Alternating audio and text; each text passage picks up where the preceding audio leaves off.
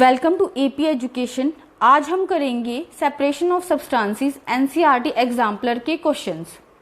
Question number 1, Paheli bought some vegetables such as French beans, lady finger, green chilies, brinjals and potatoes all mixed in a bag. Which of the following method of separation would be most appropriate for her to separate them? पहली जो है वो बाजार जाती है, वहाँ से कुछ सब्जियाँ खरीद कर लाती है, तो उनको अलग अलग करने के लिए उसके लिए कौन सा मेथड ऑफ सेपरेशन जो है वो सबसे अच्छा रहेगा? विनोविंग, साइविंग, थ्रेसिंग या hand picking? So hand picking is the best method to separate vegetables all mixed in the bag. सब्जियों को अलग करने के लिए हैंड पिकिंग मेथड जो है वो सबसे बेहतर रहेगा, क्योंकि पार्टिकल्स का साइज बड़ा बड़ा है, तो हैंड पिकिंग मेथड से उनको इजीली अलग अलग किया जा सकता है। Bhuju's grandmother is suffering from diabetes. Her doctor advised her to take lassi with less fat content. Which of the following method would be most appropriate for Bhuju to prepare it? भूजो की जो grandmother हैं उन्हें diabetes है, तो doctor ने suggest किया कि आप लेस फैट कंटेंट वाली लस्सी लें। तो भूजू जो है ऐसी लस्सी बनाने के लिए कौन से मेथड का यूज़ करेगा? फिल्ट्रेशन, डिकेंटेशन, चर्निंग या winnowing? Churning would be the best method to prepare lassi with low fat content, as this method of separation remove all the fat. तो ऐसी लस्सी बनाने के लिए भूजो जो है वो चर्निंग मेथड का यूज़ करेगा, क्योंकि चर्निंग मेथड का यूज़ करके हम दही से सारा फैट जो है उसको अलग कर सकते हैं, और पीछे जो रेजिड्यू के रूप में बचता है वो लेस फैट कंटेंट वाली लस्सी बच जाती है। So option number C, churning will be the right answer as shown in this photo. Churning method is shown in this picture and we can also understand from this. जैसा कि दिखाया गया है photo में, इस फोटो को देखकर भी हम इजीली समझ सकते हैं कि चर्निंग मेथड कौन सा मेथड है। Question number 3, which of the following mixture would you be able to separate using the method of filtration? Filtration method का यूज करके आप इनमें से किन्हें अलग अलग कर सकते हैं? Oil in water, cornflakes in milk, salt in water और sugar in milk? Option number B will be the right answer, that is cornflakes in milk.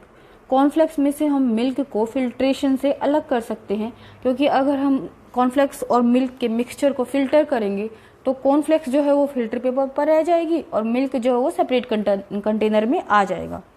Which among the following method would be most appropriate to separate grains from the bundle of stalk? इनमें से कौन सा एक method है वो best होगा Stark से grains को, अनाज को अलग करने के लिए? हैंड पिकिंग, विनोविंग, साइविंग या थ्रेसिंग? तो हमने देखा था चैप्टर में कि जो थ्रेसिंग जो है would be the best method to separate the grain from the bundle of stalk. तो option number D, that is threshing, will be the right answer. इससे हम पूरे स्टार्क से ग्रेन को अलग कर लेंगे। Question number 5, 4 mixtures are given below: kidney pea and chickpea, pulses and rice, rice flakes and corn, potato wafers and biscuits. Which of these can be separated by the method of winnowing? ये कुछ mixtures दिए गए हैं, पूछा गया है कि इसमें से विनोविंग मेथड का यूज करके हम कौन से दो मिक्सचर्स को अलग अलग कर सकते हैं। तो हम विनोविंग मेथड का यूज करके उन दो को अलग कर पाएंगे जिसमें से एक पार्टिकल हैवी होगा और एक पार्टिकल लाइटर होगा। जैसे कि थर्ड और फोर्थ में राइस फ्लेक्स एंड कॉर्न में से राइस फ्लेक्स लाइटर है और कॉर्न हैवी है। पोटैटो वेफर्स एंड बिस्किट्स में से पोटैटो वेफर्स लाइटर है and biscuits are heavy.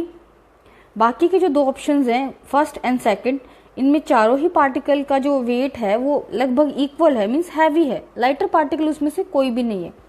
So 3 and 4 that is given in option number D will be the right answer, as potato wafers and rice flake being lighter can be easily blown away by the wind and separated from the heavier corn and biscuits. क्योंकि potato wafers और जो rice flake जो थे उनका wait light था, तो वो easily wind के साथ ब्लो करके चले जाएंगे और जो हैवी कॉर्न और बिस्किट है वो पीछे रह जाएगा, जैसे कि हमने विनोविंग पढ़ते टाइम चैप्टर में देखा था कि विनोविंग मेथड का यूज जो है एक लाइटर और एक हैवियर जो पार्टिकल्स का मिक्सचर होता है उनको सेपरेट करने के लिए यूज किया जाता है। Question number 6, while preparing chapatis, Paheli found that the flour to be used was mixed with wheat grains. Which of the following method will be suitable to separate the grains from flour? चपाती बनाते time पहेली ने notice किया कि जो वो आटा है उसमें कुछ कुछ ग्रेन्स भी हैं, कुछ कुछ गेहूं के पार्टिकल्स भी हैं, तो उनको सेपरेट करने के लिए पहेली कौन से मेथड का यूज करेगी? थ्रेसिंग, साइविंग, विनोविंग या filtration? So option number B that is sieving will be the correct answer, क्योंकि पहेली जो है वो छलनी से अगर उसको छानेगी आटे को तो जो फाइन पार्टिकल्स हैं वो तो नीचे चले जाएंगे, लेकिन जो गेहूं के कुछ बड़े पार्टिकल्स हैं वो साइव के ऊपर दैट इज छलनी के ऊपर ही रह जाएंगे. So option number B sieving will be the right answer. You might have observed the preparation of ghee from butter and cream at home.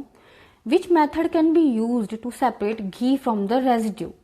आपने घर पे घी बनाने की प्रोसेस देखी होगी कि बटर से और क्रीम से किस तरह से घर पे घी बनाया जाता है. तो उसमें कुछ इम्प्योरिटीज भी होती हैं और कुछ घी होता है, तो उन दोनों को सेपरेट करने के लिए आप कौन से मेथड का यूज करेंगे? Evaporation, decantation, filtration and churning.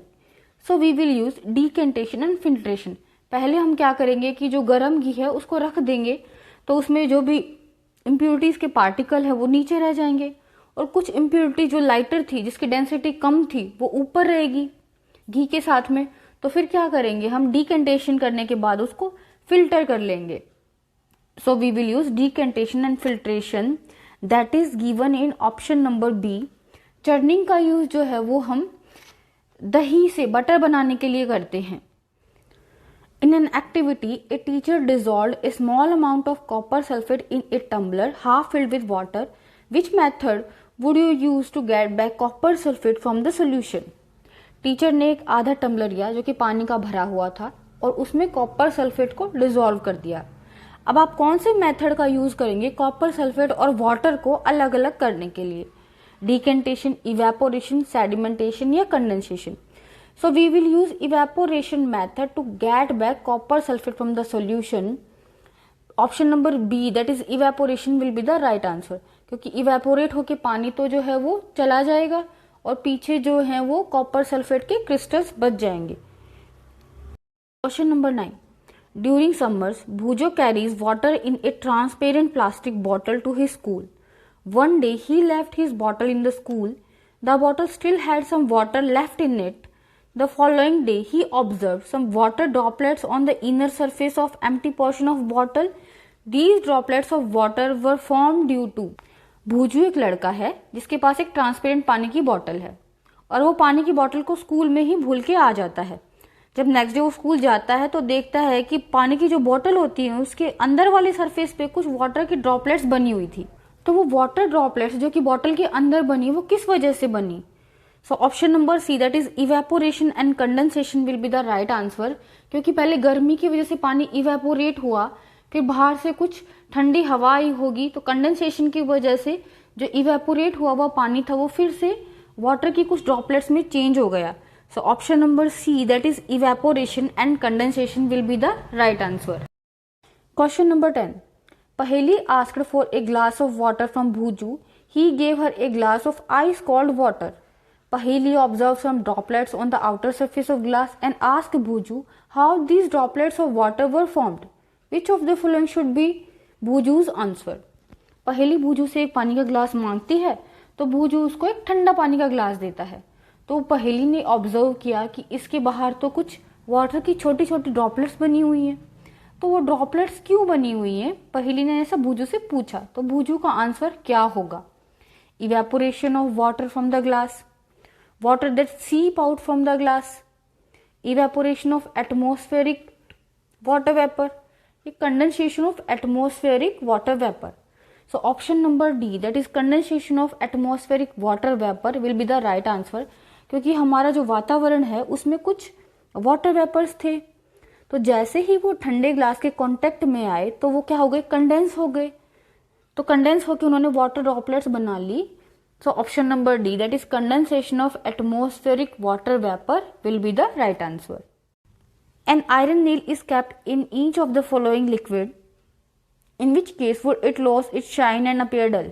Iron nail को इन सभी लिक्विड्स में बारी बारी करके रखा जाता है, तो किस लिक्विड में अपना वो शाइन खो देगी और डल दिखाई देगी? Mustard oil, soft drink coconut oil या फिर kerosene. So option number B that is soft drink will be the right answer, क्योंकि आयरन की जो नेल है वो सॉफ्ट ड्रिंक के साथ कहीं ना कहीं रिएक्शन करेगी।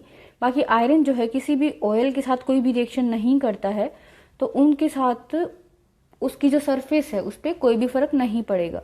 सो option number B that is soft drink will be the right answer. Question number 2, pick one material from the following which is completely soluble in water. इनमें से एक ऐसा मटेरियल बताएं जो कि वाटर में कंप्लीटली सोल्यूबल है। Chalk powder, tea leaves, glucose या सॉडस्ट। जैसे कि हमने देखा ग्लूकोज जो है वो पानी में अच्छे से घुल जाता है, जबकि चाक पाउडर, टी लीव्स और जो सॉडस्ट जो कि भूसा है वो पानी में नहीं घुलता। So option number C will be the right answer. ये जो क्वेश्चंस हैं ये sorting of material into groups जो चैप्टर था उसके हैं, तो ये भी हम इसी चैप्टर के साथ में कर लेंगे।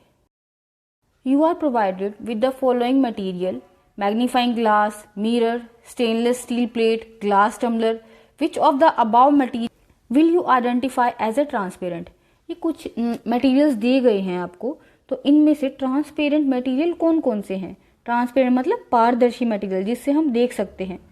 सो first and fourth that is magnifying glass and glass tumbler are transparent and we can see through them. सो first and fourth is given in C. So option number C will be the right answer. Question number 4. Bhuju found a bag container containing the following material: mirror, paper stained with oil, magnet and glass spectacles. Help Bhuju in finding out the material which is opaque. भूजू को एक bag मिलता है, उसमें कुछ materials हैं, तो हमें ये बताना है कि उसमें ओपैक दैट इज अपारदर्शी मटेरियल कौन कौन से हैं। So first and third that is mirror and magnet are opaque, क्योंकि मिरर और मैग्नेट में से हम देख नहीं सकते, we can't see through them, so these are opaque. Paper stain with oil जो है वो ट्रांसल्यूसेंट है एंड ग्लास स्पेक्टिकल्स ट्रांसपेरेंट है। So first and third that is given is option number C will be the right answer. While doing an activity in class, the teacher asked Paheli to hand over a translucent material. Which among the following material will Paheli pick and give her teacher? Classroom में activity करते time teacher ने पहेली से कहा कि जो translucent object है इन सभी ऑब्जेक्ट में से वे उन्हें दे। तो पहेली टीचर को क्या देगी? Glass tumbler, mirror, muslin cloth और aluminium foil. So she will give muslin cloth, that is option number C will be the right answer, because we can see partially through muslin cloth. क्योंकि muslin cloth के through partially देखा जा सकता है, तो पहेली जो है वो टीचर को मसलिन क्लॉथ देगी। Question number 6, which pair of substances among the following would float on a tumbler half filled with water? इनमें से कौन से सब्सटेंसेज जो हैं वो पानी के ऊपर तैरेंगे? Cotton thread and thermocol, feather and plastic ball, pin and oil drop, rubber band and coin. So option number B that is feather and plastic ball will be the right answer, क्योंकि वो पानी से light भी होते हैं, density भी कम होती है, उसका सरफेस एरिया भी ज्यादा है, तो वो पानी में नहीं डूबेंगे, वो पानी के ऊपर तैरेंगे। That is option number B will be the right answer. Question number 7, which among the following are commonly used for making a safety pin? इनमें से किस चीज का प्रयोग सेफ्टी पिन बनाने के लिए किया जाता है? Would and glass, plastic and glass, leather and plastic and steel and plastic. So option number D that is steel and plastic is right answer. Pin बनाने के लिए, सेफ्टी पिन बनाने के लिए हम स्टील और प्लास्टिक का यूज करते हैं। Question number 8, which of the following material is not lustrous? इनमें से कौन सा एक मटेरियल जो है उसकी लस्टर नहीं होती, शाइन नहीं होती, मतलब वो चमकीला नहीं होता? गोल्ड, सिल्वर, वुड और diamond. So option number C that is wood will be the right answer, क्योंकि लकड़ी की अपनी कोई चमक नहीं होती। Which of the following statement is not true? इनमें से कौन सा एक स्टेटमेंट सही नहीं है? Material are grouped for convenience, material are grouped to study their properties, material are grouped for fun, material are grouped according to their uses. Material को हम ग्रुपिंग इसलिए करते हैं ताकि हम कन्वीनियंटली उनकी प्रॉपर्टी की स्टडी कर सके और उनके यूजेस को देख सके। So option number C that is material are grouped for fun, this is not correct. So option number C will be the right answer. Material को हम केवल फन के लिए ही ग्रुपिंग नहीं करते। Question number 10, find the odd one out of the following. इनमें से एक अलग है, उसको अलग कीजिए। Tawa, spade, pressure cooker, eraser. Eraser is made up of rubber where is rest all are made up of metal. Eraser जो है वो एक रबर से बना है, बाकी सभी जो है वो मेटल से बने हैं। सो option number D, that is eraser, will be the right answer. Which of the following material is used for making the front glass of A car. इनमें से किस मटेरियल का यूज कार का फ्रंट ग्लास बनाने के लिए किया जाता है? ट्रांसपेरेंट, ट्रांसल्यूसेंट, ओपैक और ऑल ऑफ द अबव।